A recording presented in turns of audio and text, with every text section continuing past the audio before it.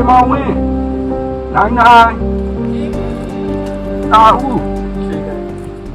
မြန်မာပြည်ပြန်ပို့ခံရတော့ပထမဆုံး share တွေကကျွန်တော်မင်းစစ်ထဲဝင်နေတာလို့ပြီးအားနဲ့ကျွန်တော်ကလည်းမဝင်ချင်ဘူးပြောတော့ကျွန်တော်နဲ့ငင်းခုန်တွေဖြစ်ကြတာအဲ့ချိန်မှာအဲ့ရကျွန်တော်ကောင်းတနက်နဲ့ထောက်ပြီးတော့သူတို့ကကျွန်တော်ကောတောင်းမှရှိတဲ့အချောင်းနဲ့တရင်နဲ့ခေါ်သွားကြတယ်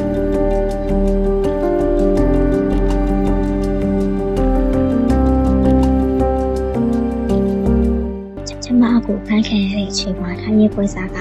တကယ်လို့နေ့အကူကိုအတုံးမခံချင်ရင်အလေးတောင်ပေးရမယ်။ပြီးရင်နေ့အကူမြန်မာပြည်ဘက်ပြန်မပို့ဘူး။ပတ်စံကိုလည်းမြန်မာဘက်နဲ့တဝက်စီခွဲခြားရမှာဖြစ်ခဲ့တယ်